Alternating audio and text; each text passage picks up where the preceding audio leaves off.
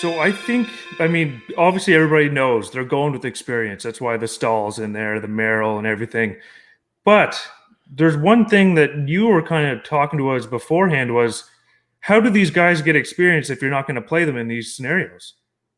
That's a great point. And I feel the same way. And I've always been the biggest, believer in you need experience. And this, you see the teams that have won, they got some older guys that have been there. Or as a team, you look at Tampa Bay over the last 6 years, they've gained that experience together. The main core of guys have all been there. They've experienced the ups and downs of the playoffs.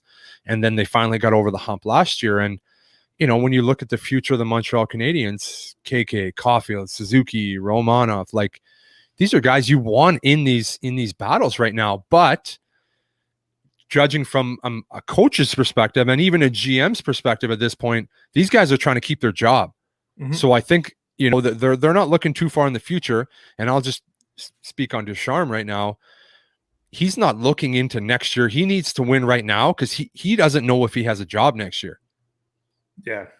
And that's exactly right too, because Bergevin, he goes out and gets Stahl, he gets Merrill. All these guys at the deadlines are the ones that are actually going to be in the lineup for game one. So you got to think maybe Ducharme's thinking like in Bergevin's head, like this guy went out and got these players. This is who he thinks we need. So let's put these guys in the lineup. And I think if you lose game one, then it's time for the kids, maybe game two, game three. But I think it's give the vets a chance here with the experience. Let's see how they battle. And if they can't get it done, then it's bring the kids in and let the kids roll. I think that's a great point. And again, that'd be really smart from Ducharme. If I'm a guy trying to keep my job, I'm going to put in every single guy that the GM brought, and I'm going to hope it works. And then at least if it doesn't, I put the guys that he brought in. I did everything that he wanted, and maybe he'll go to bat for me at the end of the year. I don't know if that's going to work for him, but I understand the balance in the lineup that they're trying to go for there, and to get back on the D pairings, it's a balanced D. With Weber being hurt too, I don't know how many minutes he can play. I don't know how healthy he is. So you're going to need all three pairings to roll. That the third pairing of Kulak and Sherrod are not going to play 10 minutes, which if it was Romanov and Kulak, it's probably what they're in that 10 to 12 minute range, and then your top four is eating up the rest. I think this is going to be real balanced. And I think that's what they're going for, obviously, with the lineup that they wanted in game one. I do like having Edmondson Petrie as the first pairing per se. I know they're the first on the list that we've all seen.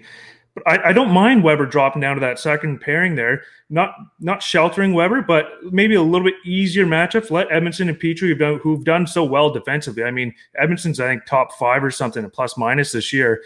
So I like how Edmondson and Petrie are up there. Probably going to be against the Matthews Marner line, if you have to assume. Mm-hmm. And then you have Weber Merrill who can shut down maybe that second line of Foligno, Nylander, Tavares, and then you let the Kulak, Sherrod handle the others. So I understand what they're kind of trying to do here. And you can see in the forward lineup as well, where you have speed, size, and talent on all four lines. And then you have the Lecky, Byron, Evans line, which I absolutely love. But I can't say I don't hate the D pairing. I'm just surprised Romanov's not on there.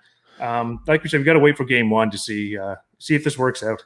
And hopefully it works out. And you said it last week on last week's Wednesday was, you were preferring Edmondson and Petrie go against that top line, for their defensive abilities, and then the fact that the beautiful man can jump up in the play and create offense. And if you're going to be playing against that line, there's going to be some open space. They take chances offensively.